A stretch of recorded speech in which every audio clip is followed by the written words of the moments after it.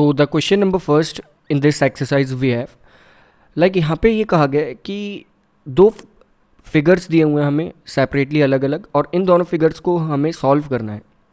यहाँ पर अगर हम देखें तो ये कहा गया है कि फर्स्ट वाले फिगर में जो ये डी ई लाइन है, यानी कि ये जो डी ई वाली ये वाली लाइन है, ये पैरेलल है किसके, ये जो बी सी वाली लाइन है इसके।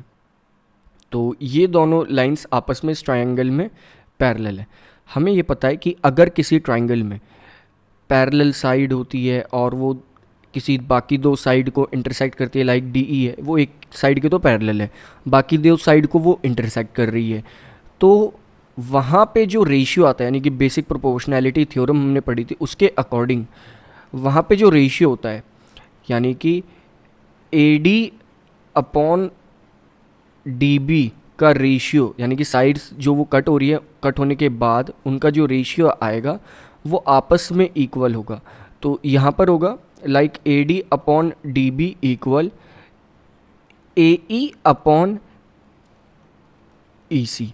और इस चीज़ को इक्वल पुट करने के बाद हम बहुत इजीली ये बता सकते हैं, हमसे पूछा जो गया है, लाइक हमसे पूछा क्या गया है, हमें ये तो गिवन है कि ए डी है 1.5 सेंटीमीटर, तो हम लिख लेते हैं ए डी की जगह अब यहाँ पर हम लिख देंगे 1.5।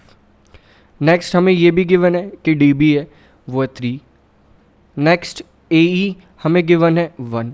हमसे पूछा गया है कि ई सी क्या होगा यहाँ पर, यानी कि ई सी वाली साइड ये क्या होगी यहाँ पर, ये हमें बताना है। तो बहुत इजीली हम बता देंगे। अब तो छोटी सी एक कैलकुलेशन बची है, यहाँ पर ये दोनों आपस में कट हो जाएंगे तो नीचे आ जाएगा 2, और क्रॉस मल्टीप्लिकेशन के बाद ई सी की जो वैल्यू आएगी वो आ जाएगी 2 सेंटीमीटर्स, यानी कि ये जो हमारी फोर्थ साइड है ये होगी हमारी 2 सेंटीमीटर।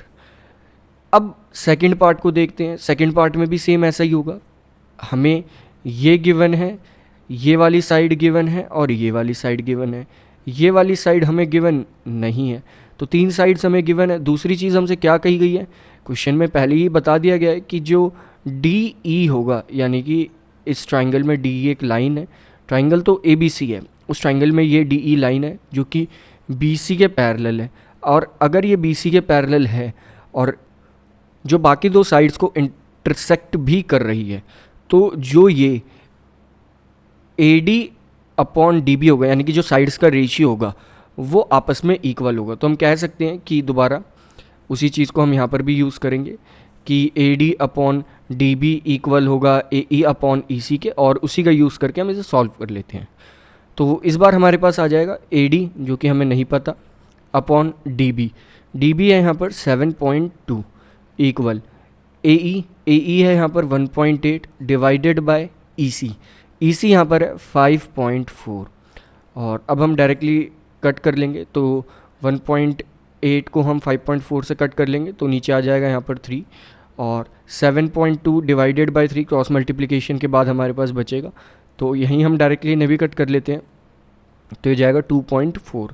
यानी कि जो ए डी की वैल्यू है जब आप इसे सॉल्व करोगे तो ये आएगा 2.4 centimetres, which means A D यानी कि ये वाली साइड हो जाएगी 2.4 centimetres. So basic proportionality theorem का यूज़ करके हम इस टाइप से साइड्स भी बता सकते हैं कि वो वाली साइड किसके इक्वल होगी।